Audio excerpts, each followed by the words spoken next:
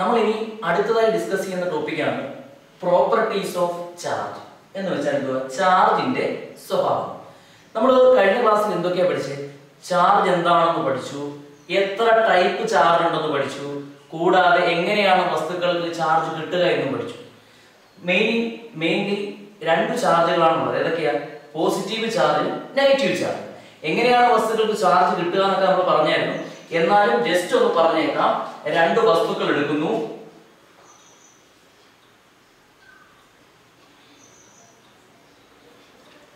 ഈ രണ്ട് വസ്തുക്കൾ എന്ത് ചെയ്യുന്നു? റബ്ബ് ചെയ്യുന്നു. റബ്ബ് ചെയ്യുമ്പോൾ എയിൽ നിന്ന് ബിയിലേക്ക് ഒരു ഇലക്ട്രോൺ പോയെന്നിരിക്കട്ടെ. എത്ര ഇലക്ട്രോൺ പോയി? ഒരു ഇലക്ട്രോൺ പോയെന്നിരിക്കട്ടെ. അങ്ങനെയാണെങ്കിൽ എയുടെ ചാർജ് A1+ എന്നും ബിയുടെ ചാർജ് B1- എന്നും കാണിക്കണം. 1 എന്തിനെ കാണിച്ചു? എത്ര ഇലക്ട്രോൺ പോയി. പ്ലസ് എന്തിനെ കാണിച്ചു?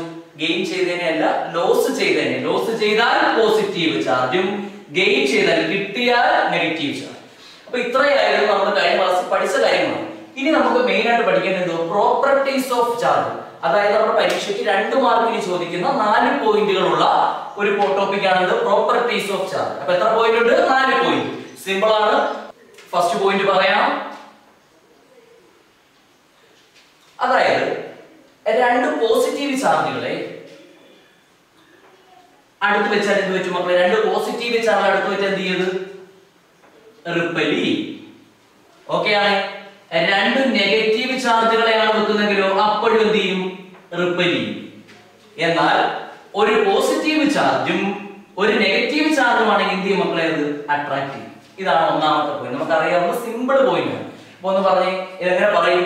ഇത് പോസിറ്റീവ് നമ്മൾ ഈ പോസിറ്റീവിനെ വിളിക്കുന്ന പേരാണ് ലൈക്ക് ചാർജസ്. അപ്പൊ എങ്ങനെ പറയും? Like charges repels each other, unlike charges attract each other. അപ്പൊ ഫസ്റ്റ് പോയിന്റ് മനസ്സിലായേ? ഫസ്റ്റ് പോയിന്റ് എന്ന് പറയുന്നത് ഒരേപോലെയുള്ള ചാർജുകൾ റിപ്പൽ ചെയ്യും, വ്യത്യസ്ത ചാർജുകൾ അട്രാക്ട് ചെയ്യും. എങ്ങനെ പറയും?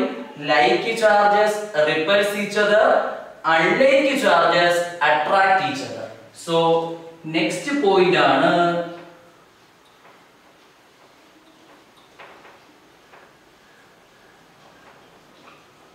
എന്തോ മക്കളെ? Next point charge is additive. എന്തോ അഡിറ്റീവ് എന്ന് വെച്ചാൽ? Additive means addition. കേട്ടോണ്ടായിരിക്കും അഡിഷൻ.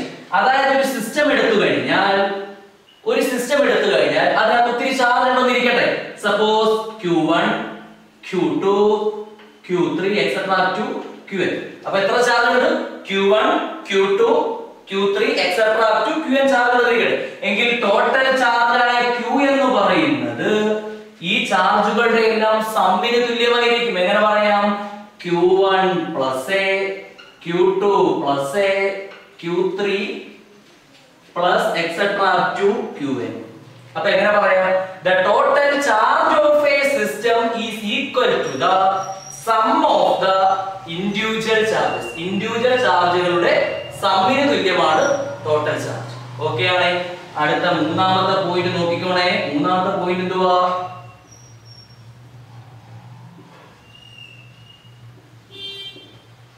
മൂന്നാമത്തെ പോയിന്റ് ചാർജ് ഈസ് കൺസർവ്ഡ്. എന്തോ ചാർജ് ഈസ് കൺസർവ്ഡ്. എന്തോ കൺസർവ്ഡ് എന്ന് വെച്ചാൽ? കൺസർവ്ഡ് എന്ന് വെച്ചാല് നമ്മള് കഴിഞ്ഞ വർഷമൊക്കെ പഠിച്ചതാണ്. പ്ലസ് 1 പഠിച്ചൊരു കാര്യമാണ് കൺസർവേഷൻ ഓഫ് എനർജി എന്നൊക്കെ പറഞ്ഞ് പഠിച്ചതാണ്.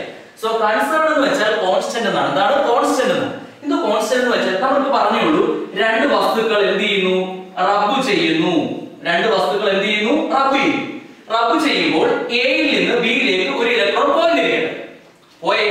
അപ്പൊ എയുടെ ചാർജ് 1+, ബിയുടെ ചാർജ് 1-. ഓക്കെ ആണ്. എങ്കിൽ 2 ഇലക്ട്രോൺ പോയാലോ?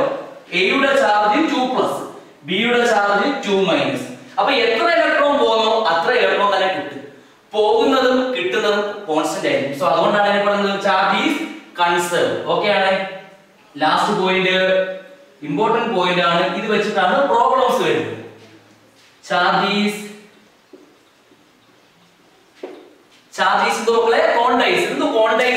ക്വാണ്ടൈസ്ഡ് എന്ന് വെച്ചാൽ നമുക്ക് അറിയുന്ന ഒരു കാര്യമാണ്. ക്വാണ്ടൈസ്ഡ് എന്ന് വെച്ചാൽ ചാർജിനെ എണ്ണി പറയാം, എണ്ണിയെടുക്കാന്ന് വെച്ചാൽ നമ്മളിപ്പോ ഒരു ക്ലാസ്സിലെ സ്റ്റുഡൻസിന്റെ എണ്ണം എടുക്കാന്ന് പറഞ്ഞാൽ ഒരിക്കലും ഫ്രാക്ഷൻസ് വരില്ല. സപ്പോസ് എണ്ണം എടുക്കുമ്പോൾ പറയും 50 കുട്ടികൾ 55 കുട്ടികൾ എന്നൊക്കെ വരുന്നു. ഒരിക്കലും 50.6 കുട്ടികൾ. ഡെസിമൽ പോയിന്റ്സ് ഒരിക്കലും വരില്ല. ഇന്റിജേഴ്സ് മാത്രമേ എപ്പോഴും വരത്തുള്ളൂ.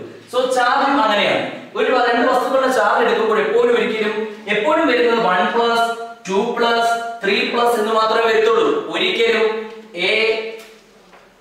1.5+ എന്ന് വരില്ല. B 1.5- എന്നും വരില്ല. കാരണം എന്താ? എങ്ങനെയാ 1 കിട്ടുന്നേ? ഒരു ഇലക്ട്രോൺ പോകുമ്പോഴല്ലേ 1+, 2 ഇലക്ട്രോൺ പോകുമ്പോഴല്ലേ 2+. അപ്പൊ 1.5+ എന്ന് വെച്ചാൽ മീനിങ് എന്തുവാ? ഒരു ഇലക്ട്രോണും പിന്നെ ഒരു അര ഇലക്ട്രോൺ കൂടെ പോകണം. അങ്ങനെ ഒരു കൺസെപ്റ്റ് ഉണ്ടോ?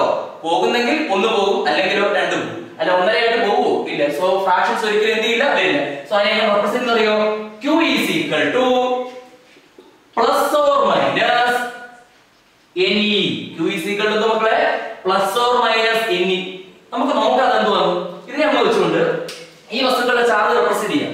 എയുടെ ചാർജ് പറഞ്ഞാൽ ഇവിടെ പറഞ്ഞെങ്കിൽ Q is equal to plus or minus ആണോ വന്നേക്കുന്നത്? എയുടെ ചാർജ് എന്ത് കൊടുക്കണം? പ്ലസ് കൊടുക്കണം. ഓക്കെ ആണ്. ഇവിടെ എത്ര ഇലക്ട്രോൺ പോയി? 2. ഒരു ഇലക്ട്രോണിന്റെ ചാർജ് എത്രയാണെന്ന് അറിയാലോ? പറയെങ്കിൽ 1.6 × 10⁻⁻⁹. കണ്ടോ? ഈ കേസ് വെച്ച് നമുക്ക് എയുടെ ചാർജും ബിയുടെ ചാർജും റെപ്രസെന്റ് ചെയ്യാൻ പറ്റും. എങ്കിൽ ബിയുടെ എന്ന് പറഞ്ഞാൽ ബിയുടെ ആകുമ്പോൾ എങ്ങനെ വരും? Q is equal to simple ആണ്. മൈനസ് എത്ര ഇലക്ട്രോൺ? 2. ഈ എന്തുവാ? 1.6 × 10⁻⁻⁹. ഓക്കെയാണോ? അപ്പൊ ഇതിനകത്ത് n എന്തിനെ കാണിക്കും? 1, 2, 3. അപ്പൊ നമുക്ക് എഴുതാം n is the integers 1, 2, 3 etc. E is the electric charge. എത്ര ഇലക്ട്രോണിന്റെ ചാർജ് എത്ര അറിയായിരിക്കും? 1.6 × 10⁻⁻⁹. സോ നമ്മൾ 4 പോയിന്റുകൾ പഠിച്ചു. എന്തൊക്കെയാണ് 4 പോയിന്റുകൾ പറഞ്ഞേ? ഫസ്റ്റ് പോയിന്റ് എന്തുവാ? ഫസ്റ്റ് പോയിന്റ് എന്തുവാ? ഓപ്പോസിറ്റ് ചാർജുകൾ എന്ത് ചെയ്യും? റിപ്പൽ ചെയ്യും. ഒരേപോലെയുള്ള ചാർജുകൾ ഓപ്പോസിറ്റ് ചാർജുകൾ എന്ത് ചെയ്യും? അട്രാക്ട് ചെയ്യും. ഒരേപോലെയുള്ള ചാർജുകൾ എന്ത് ചെയ്യും? റിപ്പൽ ചെയ്യും. നെക്സ്റ്റ് പോയിന്റ് എന്തുവാ? Charge is additive. Charge is additive എന്ന് വെച്ചാൽ ഒരു സിസ്റ്റത്തിന്റെ ചാർജ് എന്ന് പറയുന്നത് ഇൻഡിവിജ്വൽ ചാർജുകളുടെ സമ്മിന് തുല്യമായിരിക്കും. അതാണ് total charge of a system is equal to the sum of the individual charges. മൂന്നാമത്തെ പോയിന്റ് എന്തുവാ? Charge is conserved. നമുക്കറിയാം ഒരു വസ്തുവിൽ നിന്ന് ചാർജ് പോകുന്നത് തന്നെയായിരിക്കും മറ്റേ വസ്തുവിന് എന്ത് ചെയ്യുന്നത് കിട്ടുന്നത്. പോകുന്നതും വരുന്നതും എന്തായിരിക്കും? അപ്പോൾ ഈക്വൽ ആയിരിക്കും, കോൺസ്റ്റന്റ് ആയിരിക്കും. സോ ചാർജ് ഈസ് ക്വാണ്ടിറ്റീസ് എന്ന് പറയുന്നത് Q is equal to plus or minus Ne. Ne is the number, E is the electric charge, Q is the charge. Okay ആണ്. നെക്സ്റ്റ് നമ്മൾ ഡിസ്കസ് ചെയ്യാൻ പോകുന്ന ടോപ്പിക് ആണ് coulombs. എന്താണ് coulombs? നമുക്കറിയാം എന്താണ് കൂളോംസ് ലോ എന്ന് വെച്ച് കഴിഞ്ഞാൽ ചാർജുകൾക്കിടയിൽ ഒരു ഫോഴ്സ് ഉണ്ട്. അതായത് ഒന്നുകിൽ അട്രാക്റ്റീവ് ഫോഴ്സ് ആകാം അല്ലെങ്കിൽ റിപ്പൾസീവ് ഫോഴ്സ് ആകാം. അട്രാക്റ്റീവ് ഫോഴ്സ് എപ്പോഴാണ് നമ്മൾ പഠിച്ചായിരുന്നു? എപ്പോഴാണ് അട്രാക്റ്റീവ് ഫോഴ്സ് വരുന്നത്? ഓപ്പോസിറ്റ് ചാർജുകളാണ് വരുന്നെങ്കിൽ അട്രാക്റ്റീവ് ഫോഴ്സ് ആയിരിക്കും. ഒരേ ചാർജുകളാണെങ്കിൽ എന്തായിരിക്കും? റിപ്പൾസീവ് ഫോഴ്സ് ആയിരിക്കും. അത് നമ്മൾ പഠിച്ചതാണ്. അപ്പൊ എന്തായാലും ചാർജുകൾക്കിടയിൽ ഫോഴ്സ് ഉണ്ട്. ആ ഫോഴ്സ് കണ്ടുപിടിക്കുന്ന ലോയെ വിളിക്കുന്ന പേരാണ് കൂളോംസ്. എന്താണ് നമുക്ക് നോക്കാം. അതിനുവേണ്ടി 2 ചാർജ് എടുക്കുന്നു. എന്തെടുക്കുന്നു? 2 ചാർജ്. ഓക്കെ ആണ്. 2 ചാർജ് പേര് കൊടുക്കാം Q1, Q2. ഓക്കെ ആണ്. ഈ 2 ചാർജുകളെ r ഡിസ്റ്റൻസ് അകലത്തിൽ ഞാൻ എന്ത് ചെയ്തു? പ്ലേസ് ചെയ്തു. എന്ത് ചെയ്തു? r ഡിസ്റ്റൻസ് അകലത്തിൽ എന്ത് ചെയ്തു? പ്ലേസ് ചെയ്തു. അങ്ങനെയാണെങ്കിൽ ഈ ചാർജുകൾക്കിടയിൽ എന്തുണ്ടാകാം? അട്രാക്റ്റീവ് ഫോഴ്സ് ഉണ്ടാകാം, റിപ്പൾസീവ് ഫോഴ്സ് ഉണ്ടാകാം. എന്തുകൊണ്ട് അങ്ങനെ പറയാൻ കാരണം? കാരണം ഈ ചാർജിനെ പറഞ്ഞുള്ളൂ, അതിന്റെ സൈൻ പറഞ്ഞില്ല. സപ്പോസ് ഇത് പോസിറ്റീവും ഇത് പോസിറ്റീവ് ആണെങ്കിൽ റിപ്പൾസീവ് ഫോഴ്സ് ആയിരിക്കും. ഇത് നെഗറ്റീവ് ആണെങ്കിലോ അപ്പോഴും റിപ്പൾസീവ് ഫോഴ്സ് ആയിരിക്കും. എന്നാൽ ഇത് പോസിറ്റീവും ഇത് നെഗറ്റീവ് ആണെങ്കിലോ അട്രാക്റ്റീവ് ഫോഴ്സ് ആയിരിക്കും. എന്തായാലും ചാർജുകൾക്കിടയിൽ ഫോഴ്സ് ഉണ്ട്. ആ ഫോഴ്സിനെ വിളിക്കുന്ന പേരാണ് ഇലക്ട്രോസ്റ്റാറ്റിക് ഫോഴ്സ്. അത് കണ്ടുപിടിക്കുന്നതാണ് കൂളോംസ്. നമുക്ക് നോക്കാം. അങ്ങനെയാണെങ്കിൽ ഈ F എന്ന് പറഞ്ഞാൽ electrostatic force is directly proportional to the ഈ 2 ചാർജുകളുടെയും പ്രോഡക്റ്റ് Q1, Q2. ആ 2 ചാർജുകളുടെയും ക്വാണ്ടിറ്റി അനുസരിച്ച് എന്ത് ഇലക്ട്രോസ്റ്റാറ്റിക് ഫോഴ്സ് കൂടിക്കൊണ്ടേയിരിക്കും. കൂടാതെ F is directly proportional to 1/r². എന്നു r എന്ന് വെച്ചാൽ ഡിസ്റ്റൻസ് ബിറ്റ്വീൻ ദ ചാർജ് അല്ലയോ. ഡിസ്റ്റൻസ് കൂടുന്നതിനനുസരിച്ച് ഇലക്ട്രോസ്റ്റാറ്റിക് ഫോഴ്സ് കുറഞ്ഞുകൊണ്ടേയിരിക്കും. അതുകൊണ്ടാണ് ഇവിടെ 1/1 വന്നത്. ഇങ്ങനെ എഴുതുന്ന ഒരു അറേഞ്ച്മെന്റ് പേരുണ്ട്, കേട്ടിട്ടുണ്ടായിരിക്കും നിങ്ങൾ. ഇൻവേഴ്സ് സ്ക്വയർ ലോ കേട്ടിട്ടുണ്ടോ? ഇൻവേഴ്സ് എന്ന് വെച്ചാൽ 1/1/ക്കകത്ത് സ്ക്വയർ വന്നില്ലയോ, അതുകൊണ്ട് വിളിക്കുന്ന പേരാണ് ഇൻവേഴ്സ് സ്ക്വയർ ലോ. ഓക്കെ ആണ്. ഈ 2 ചാർജുകളെയും ഞാൻ എവിടെ വെച്ചിരിക്കുന്നത്? എയറിലാണ് വെച്ചിരിക്കുന്നത്. അത് നോട്ട് ചെയ്യേണ്ട പോയിന്റ് ആണ്. എവിടെ വെച്ചിരിക്കുന്നത്? എയറിലാണ് വെച്ചിരിക്കുന്നത്. നമുക്ക് നോക്കാം. LHS ഒരുപോലെയല്ലേ? ചേർത്തെഴുത്. F is directly proportional to Q1 Q2 by R square. Proportionality മാറ്റി നമ്മൾ എന്ത് ചെയ്യണം? ഒരു കോൺസ്റ്റന്റ് വെച്ച് ഗുണിക്കണ്ടേ? ഗുണിച്ചു പറ F is equal to K into Q1 Q2 by R square. ഈ K വിളിക്കുന്ന പേരാണ് F എന്ന് ഇലക്ട്രോസ്റ്റാറ്റിക് ഫോഴ്സ് ഇല്ലയോ, അതുകൊണ്ട് തന്നെ വിളിക്കാം ഇലക്ട്രോസ്റ്റാറ്റിക് ഫോഴ്സ് കോൺസ്റ്റന്റ്. എന്തോ ഇലക്ട്രോസ്റ്റാറ്റിക് ഫോഴ്സ് കോൺസ്റ്റന്റ്. കൂടാതെ അതിനെ വിളിക്കുന്ന മറ്റൊരു പേരും കൂടെ ഉണ്ട്, മീഡിയം ഫാക്ടർ. എന്തുകൂടെ? Medium factor. മീഡിയം ഫാക്ടർ നമ്മൾ നേരത്തെ പറഞ്ഞിരുന്നു. ഈ രണ്ടു ചാർജുകളെ എയറിൽ വെച്ചത് ആ എയർ എന്ന് പറയുന്ന ഒരു ഫാക്ടറായിട്ട് ഇവിടെ വരും. നേരെ മറിച്ച് ആ രണ്ടു ചാർജുകളെ ഞാൻ എടുത്ത് ഏതെങ്കിലും വേറെ മീഡിയം മാറ്റി, സപ്പോസ് വെള്ളത്തിലോ അല്ലെങ്കിൽ വേറെ ഏതെങ്കിലും മീഡിയത്തിലോട്ട് വെക്കുകയാണെങ്കിൽ ഫോഴ്സ് മാറും. അപ്പൊ മീഡിയം മാറുമ്പോഴും എന്ത് മാറിക്കൊണ്ടിരിക്കും? ഫോഴ്സ് മാറുമെന്നാണ് ഇവിടെ പറഞ്ഞത്. സോ കെ വിളിക്കുന്ന പേര് എന്തുവാ? Electrostatic force constant. അല്ലെങ്കിൽ വിളിക്കുന്ന പേര് എന്തുവാ? Medium factor. ഈ കെ ഇപ്പൊ നമുക്കറിയാവുന്ന എയർ വെച്ചാൽ, അതുകൊണ്ട് തന്നെ കെയുടെ എയറിലെ വില എന്ന് പറഞ്ഞാൽ 9 into 10⁻9 ആണ്. കെയുടെ എയറിലെ വില എത്രയാണ് മക്കളെ?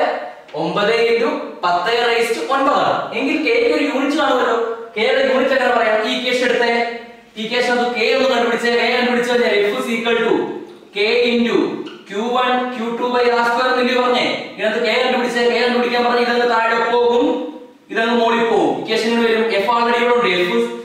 F R square by Q1 Q2 is equal to K എന്ന് കിട്ടുന്നില്ല ഇവിടെ.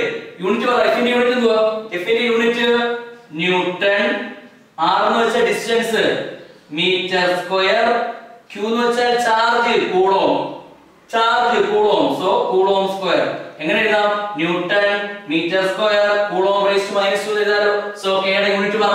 Newton metre square coulomb raise to -2. മനസ്സിലായേ?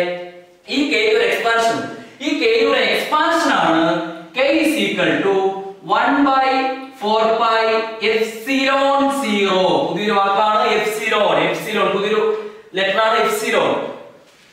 ഇത് എപ്സിലോൺ, ഇത് എപ്സിലോൺ 0, ഇത് epsilon r.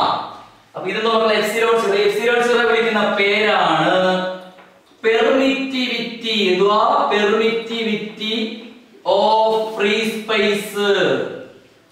Free space means air. എയറിൽ എത്രത്തോളം ഇലക്ട്രോസ്റ്റാറ്റിക് ഫോഴ്സ് അനുബന്ധിച്ചിട്ടുണ്ട് അതിനെ വിളിക്കുന്ന പേരാണ് എപ്സിലോൺ 0. അങ്ങനെയാണ് ഇക്വേഷൻ ചേർക്കുക മക്കളെ. F is equal to K ക്ക് പകരം കിട്ടിയല്ലോ. പറ 1/4 pi epsilon 0 Q1 Q2 by R square. ഇതാണ് മക്കളെ ഇലക്ട്രോസ്റ്റാറ്റിക് ഫോഴ്സ് കണ്ടുപിടിക്കുന്ന ഫൈനൽ ഇക്വേഷൻ. നമ്മൾ ലോ പറഞ്ഞില്ല. ലോ എന്ന് പറഞ്ഞേ, ലോ നമുക്ക് സിമ്പിൾ ആയിട്ട് പറയാം. പറഞ്ഞെങ്കിൽ electrostatic force is directly proportional to the product of their charges and inversely proportional to the square of the distance between them. എന്ന് പറഞ്ഞേ electrostatic force is directly proportional to the product of their charges and inversely proportional to the square of the distance between them. ഇതിനെ വിളിക്കുന്ന പേരാണ് നമുക്ക് എന്ത്? Coulombs law. അപ്പൊ coulombs law മനസ്സിലായല്ലോ. Coulombs ലോയുടെ mathematical expression ചോദിച്ചാൽ നമ്മൾ പറയുന്നത് F is equal to 1/4 pi epsilon 0 Q1 Q2 by R square. epsilon 0 വിളിക്കുന്ന പേര് permittivity of free space. Q1 ഉം Q2 charges, R is the distance between the charge. Okay ആണ്. അടുത്തതായിട്ട് നമ്മൾ പഠിക്കുന്നത് 1 കൂളോം ഡിഫൈൻ ചെയ്യാൻ ചോദിക്കും. ഒരു മാർക്കിന് പരീക്ഷയ്ക്ക് ചോദിക്കുന്ന ഒരു ക്വസ്റ്റ്യൻ ആണ് 1 കൂളോം എന്ത് ചെയ്യാൻ പറയും? ഡിഫൈൻ ചെയ്യാൻ. 1 ഒരു അറിയാലോ ക്വാണ്ടിറ്റി ആണ്. 1 കൂളോം എന്ന് വെച്ചാൽ എന്താണ്? ചാർജിന്റെ യൂണിറ്റ് ആണ്. നമുക്ക് നോക്കാം. നമ്മളിപ്പോ പഠിച്ചായിരുന്നു കൂളോംസ് ലോ പ്രകാരം F is equal to 1/4 pi epsilon 0 Q1 Q2 by R square. ഇതാണ് വേണ്ട ഇക്വേഷൻ. നമുക്ക് അതിനകത്ത് Q1 നും Q2 നും നമ്മുടെ 1 കൂളോം ഇട്ട് കൊടുക്കാം. അപ്പോൾ എന്തുവാ? Q1 is equal to Q2 is equal to 1 coulomb ഇട്ട് കൊടുക്കും. R എന്ന് വെച്ചാൽ ഡിസ്റ്റൻസ് ബിറ്റ്വീൻ ദ ചാർജ് അല്ലേ? അതും ഞാൻ 1 കൊടുത്തിരിക്കട്ടെ. അങ്ങനെയാണെങ്കിൽ പറയ equation F is equal to 1/4 pi epsilon 0 1 into 1/1 square. എല്ലാം കൂടെ 1 ആവത്തില്ലയോ? Finally F is equal to പറ മക്കളെ 1/4 epsilon 0 എന്ന് കിട്ടത്തില്ലയോ? ഇതിന്റെ വില നമുക്ക് അറിയായിരുന്നു 9 into 10 raised to 9. അപ്പോൾ F is equal to പറ 9 into 10 raised to 9 ന്യൂട്ടൺ എന്ന് കിട്ടത്തില്ലയോ?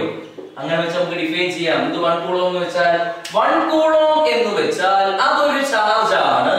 ആ ചാർജിനെ എവിടെ വെക്കണം?